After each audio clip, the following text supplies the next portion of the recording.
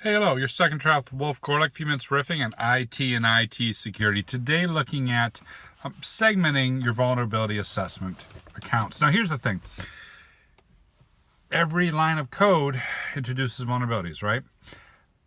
Every system we put in place introduces vulnerabilities. And therefore, it goes to figure that when you put in place a security system, that also is introducing vulnerabilities. As a matter of fact, it can even be worse because security systems, by their very nature, oftentimes have to run with an elevated account. They need to run as administrator. They need to run as root.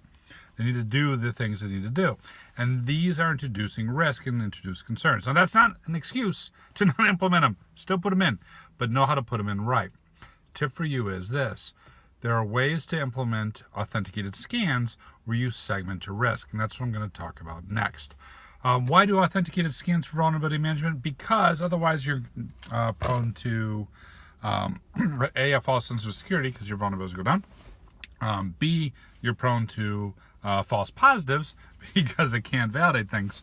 And C, it's not able to check a lot of the configuration concerns that also introduce risk.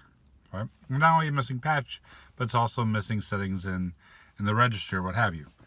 So for those reasons, you set up an account that your Vuln scanner can log in as, be it Tenable Nessus or Rapid7 or Qualys. You set up that account and it logs in, and then it runs a scan, and then comes back and says, here's the problems. That authenticated account is oftentimes an administrative account. And that can introduce risk. There's a number of ways you can reduce that risk.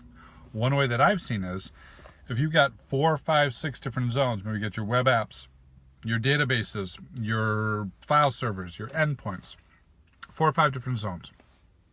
Create a separate account for each one of those zones. My web apps runs with Qualys 1. My database runs with Qualys 2, and so on and so forth. Why is this important? Because the attackers are going to come in and they're going to steal that Qualys 1 account. And the very first thing they're going to do is try and log into your database server, right? Or other servers that you can get to from that web. And so now Qualys 1 is going to try and log into the database server, and it's going to get prevented. So you've now contained any possible risk within that zone. It's a good thing. Add one more layer.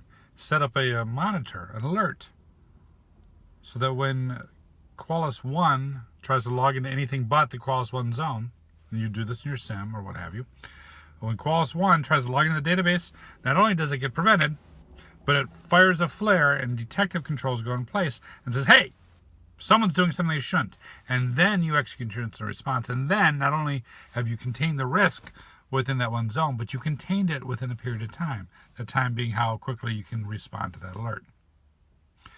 Make sense? So still implement the controls, recognize the implementing controls introduces risk, and use clever ways to reduce those risks, as well as and then add additional detective capabilities so that your team can get the bad guys out quicker. What other ways can you mitigate the risks of authenticated vuln scans? Comments, social media, hit me up.